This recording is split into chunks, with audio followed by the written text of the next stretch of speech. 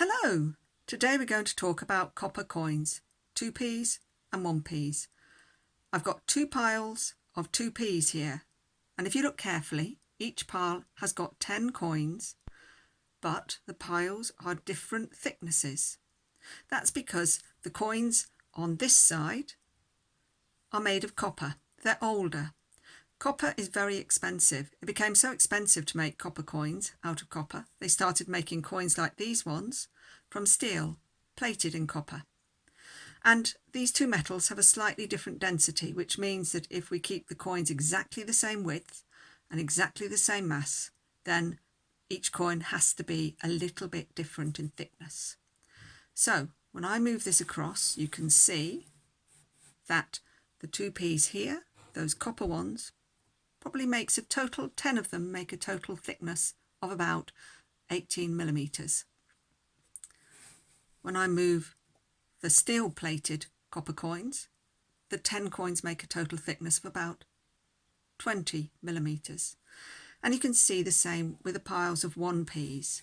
So these 1p's, this pile here, there are 10 copper 1p's, and they are a thickness of about 14 millimeters. And a pile of 10 steel-plated copper coins are a thickness of about 16 millimeters. Now, the other interesting thing is that the copper coins made from copper aren't magnetic, but the copper coins made from steel are magnetic, so you can actually separate them quite easily. I'm going to just show you as well another interesting thing, which is that the copper coins all weigh the same. So I've got my pile of 10 copper coins here, 10 2p, so I'll just need to tear that onto it, 20. Those coins, those 10 coins, weigh 67, 68 grams. And you can also see they're not magnetic. These 10 copper coins should weigh the same, about 68 grams. 70 grams, 69. So very, very similar. I'm not quite sure whether that's just down to the tearing. If I just put this along here, you can also see they're magnetic. So we reckon that's about 67, 69 grams. And actually, yes, you can see when I put these back on, they do weigh 70 grams as well.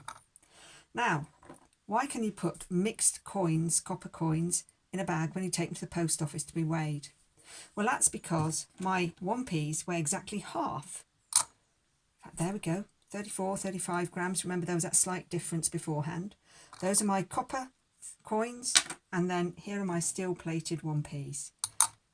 And again, we're looking at about, oh, it's very slightly less, isn't it? It looks like it's 34 grams there. I put these ones on, about 35, 34, 35 grams. I think that's more to do with my measuring equipment. So this is really handy to keep all our coins exactly the same thickness, the same diameter and the same mass.